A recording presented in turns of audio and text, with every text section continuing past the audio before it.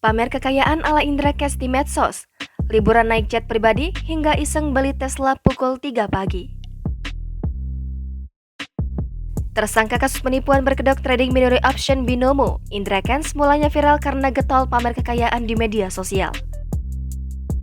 Bahkan dalam beberapa kesempatan, Indra Cash yang sempat dijuluki sebagai Crazy Rich Medan itu akan mengakhiri kontennya dengan slogan murah banget. Kini, masa jaya Indra Cash dengan hartanya yang kerap kali dipamerkan itu terancam tamat. Pada Kamis, 24 Februari 2022, Indra ditetapkan sebagai tersangka kasus dugaan penipuan dan terancam 20 tahun penjara. Berdasarkan pantauan Kompas.com, ada sederet konten pamer kekayaan ala Indra Cash yang membuat namanya mulai dilirik publik. Pertama adalah ketika pria pemilik nama asli Indra Kesuma itu iseng membeli Tesla Model 3 Standard Range plus warna biru pukul 3 pagi. Konten tersebut diunggah pertama kali di akun TikTok @IndraCash pada Oktober 2021 dan telah dilihat sebanyak 30,4 juta kali. Bukan hanya Tesla, Indra Kesuma juga tak pernah absen memamerkan supercar lain miliknya seperti Ferrari, Lamborghini, dan Rolls-Royce. Konten pamer harta kedua yang tak kalah menarik perhatian adalah ketika Indra Cash ada di dalam jet pribadi.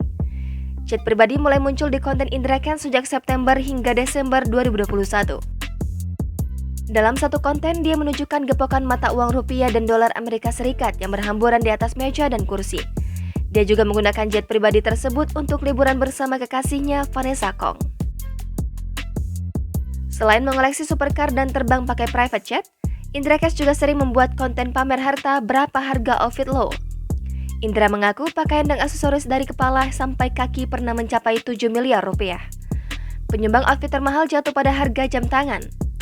Konten selebgram dan influencer pamer harta sebagaimana dilakukan Indra Cash memang marak ditemukan di media sosial. Beberapa bahkan bisa mendadak terkenal gara-gara konten demikian dan lagi-lagi hal itu terjadi pada Indra Cash.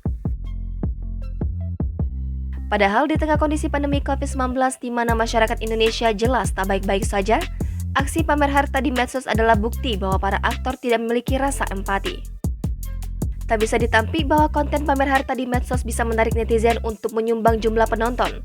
Tetapi perlu disadari bahwa kecanduan tontonan demikian tak banyak membawa manfaat. Konten pamer harta juga menjadi perhatian Menteri Keuangan, Sri Mulyani. Dia mengarahkan Direktorat Jenderal Pajak untuk memantau konten berbau kekayaan di media sosial.